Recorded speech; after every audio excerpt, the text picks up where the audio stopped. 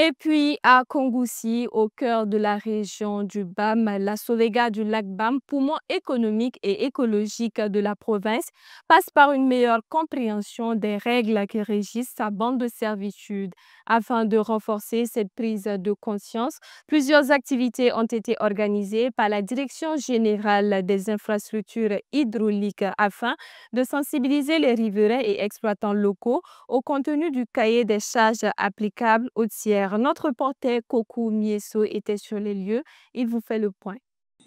Loin d'une salle de cinéma, ce sont les exploitants et les riverains de la bande de servitude du lac BAM qui ont été conviés ce 2 octobre 2025 à la salle de conférence de la mairie de Kongoussi pour une séance de projection. Une projection qui explique en détail les exigences du cahier de charges qui s'applique aux tiers dans cette zone sensible. Cette démarche s'inscrit dans le cadre du projet visant à réhabiliter, protéger et mettre en valeur le lac BAM avec pour objectif de renforcer la préservation du lac et de réduire les impacts négatifs des activités humaines sur ses rives. La police de l'eau a beaucoup contribué à ces résultats-là parce que nous avons, chaque année, nous faisons des sensibilisations pour que les gens libèrent la bande de servitude.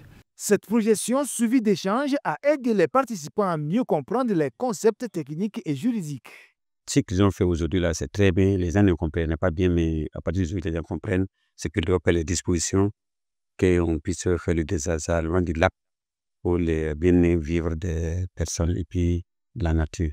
Le lac BAM, une source vitale pour l'approvisionnement en eau et la sécurité alimentaire des habitants locaux. Il est entouré d'une zone de protection où sont définies les règles et les activités autorisées. Ce cadre réglementaire vise à prévenir l'envasement, la pollution, la détérioration des berges et à assurer la coexistence harmonieuse des activités agricoles, piscicoles et de l'écosystème lacustre.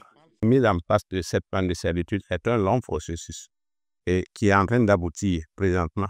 Et justement, les jours à venir sera mené des actions et éclaircissements de ceux qui occupent toujours la bande de servitude. Il faut dire que depuis 2018, il a été mis en place un comité d'actualisation de l'évidence des biens affectés par le projet.